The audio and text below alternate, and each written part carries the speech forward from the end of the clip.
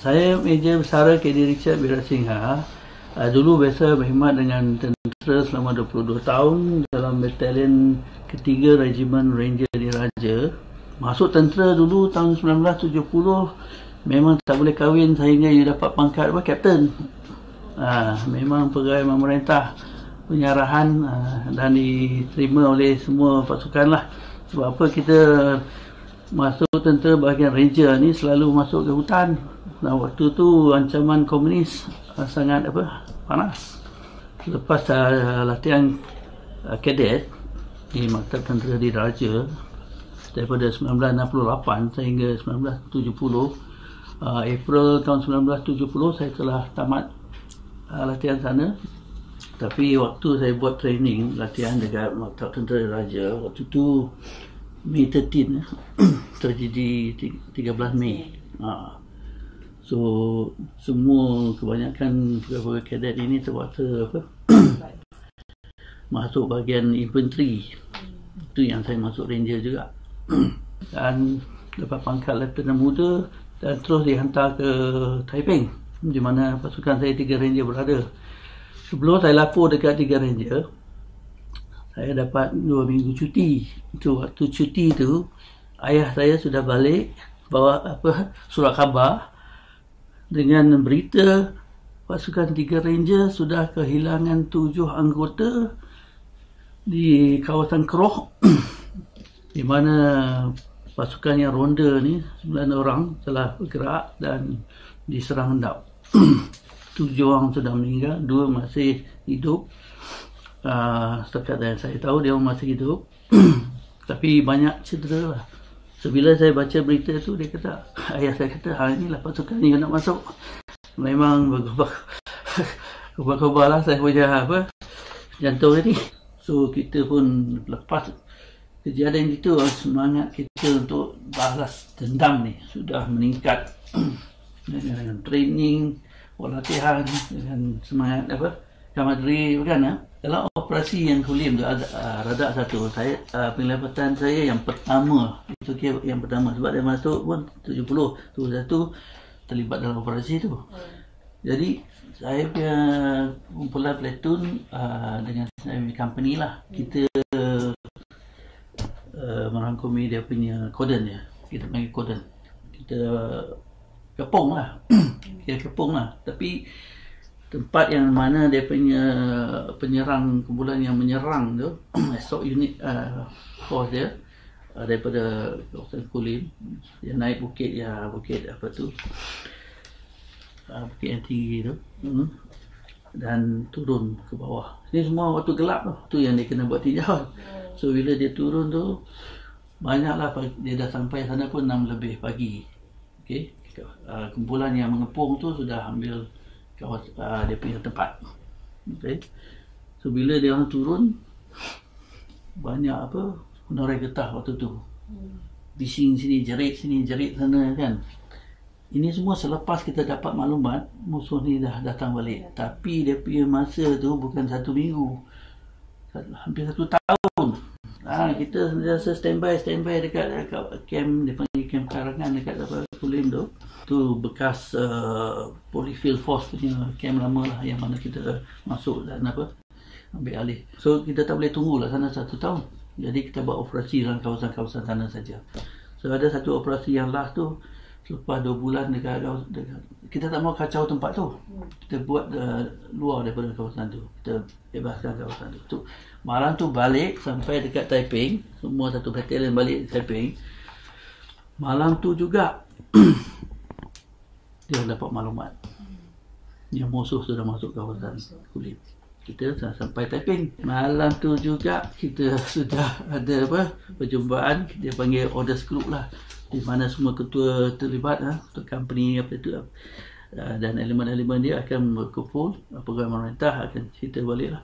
So dia cerita yang musuh sudah masuk. Malam tu juga kenapa gerak balik ke kawasan melalui Selama tu lah.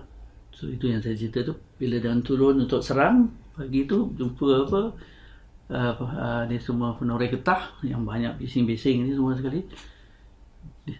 kita terpaksa dapatkan dia orang ni sebab dia dalam haluan kita. So pindah dia orang satu tempat, dia panggil holding area lah.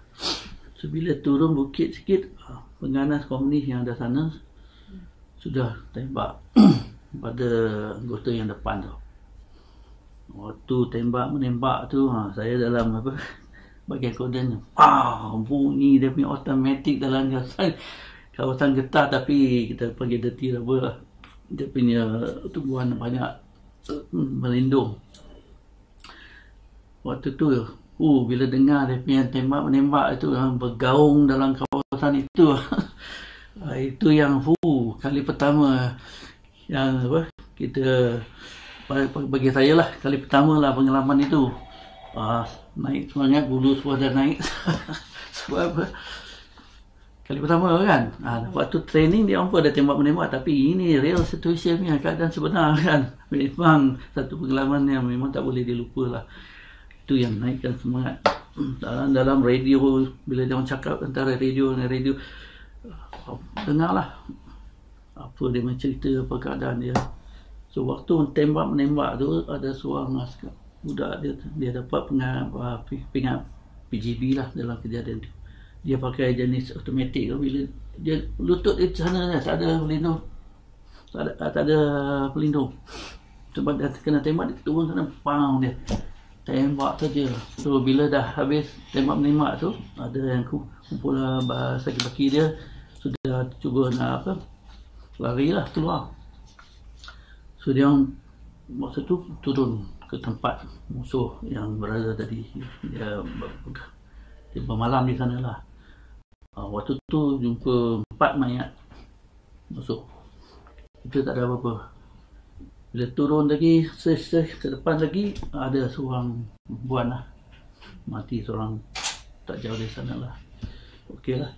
Kemudian petang tu, pukul 5 macam tu, dalam tempat kodan tak jauh daripada tempat saya lah, yang kumpulan yang mengepung tu, dia sudah ternampak musuh naik bukit, 2 orang saja. Daripada 3, 2 orang naik. Waktu tu dia sudah nampak saya punya saudara dulu. Dia dah aim si senjata dia. Tapi ada kawan seorang lagi sudah ternampak pengganas tu. So dia pun lepas tembakan. So dalam tembak-menembak tu, yang 2 musuh lah. Satu duduk bawah pokok getah tu. Tapi dulu kita pakai senjata peluru yang besar punya, 7.62 tu besar. Sekarang ni nak pakai 5.56 punya peluru. Itu dulu besar, tapi senjata berat. Tapi bila kita tembak tembus pokok tu, dan yang ambil lindung satu kena muka, betul-betul dekat muka dia, lubang besar di belakang. Yang seorang lagi kena dekat dada sini pun sama, belakang lubang besar. So petang tu juga dia usung mayat keluar, nak gelap dah. So besok pagi satu lagi kumpulan masuk dalam kawasan tu untuk cari. So bila dia orang pergi ke depan, ada tu bukit, ditembak dari atas, pengganas. Kita pun tak tahu 8 ke 10 orang.